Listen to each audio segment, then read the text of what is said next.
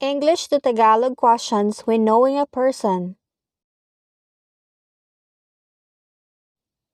Do I know you? Kilala ba kita? How do you know me? Paano mo ako nakilala? Do you know me? Kilala mo ba ako? Do you know him? Kilala mo ba siya? Do you know them? Kilala mo ba sila? Who are you, by the way? Sino ka nga pala? Who are you again?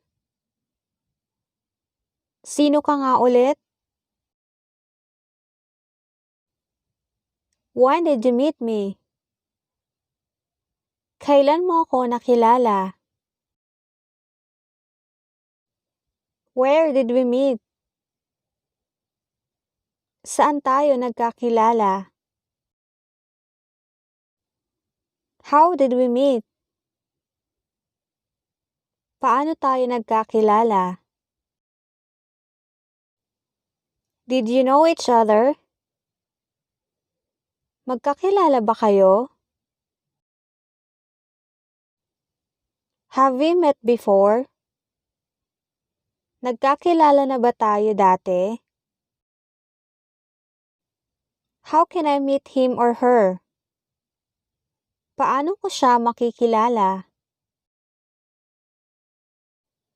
Is it okay to know your name? Ayos lang bang malaman ang pangalan mo? Is it fine if I introduce you to him or her? Ayos lang ba kung ipakilala kita sa kanya? Do you recognize him or her? Nakikilala mo ba siya? When do you want to meet him or her? Kailan mo ba siya gustong makilala? How was your first meeting? Kamusta ang una ninyong pagkikita?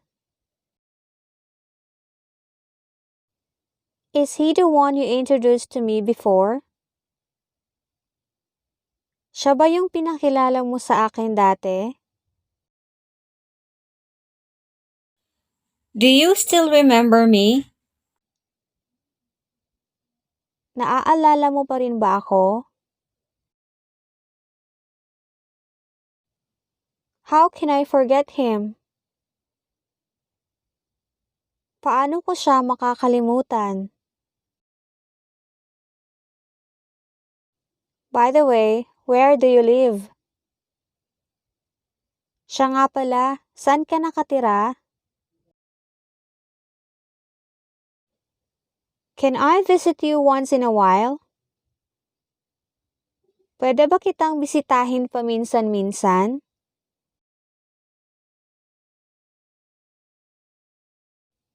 Do you know my parents?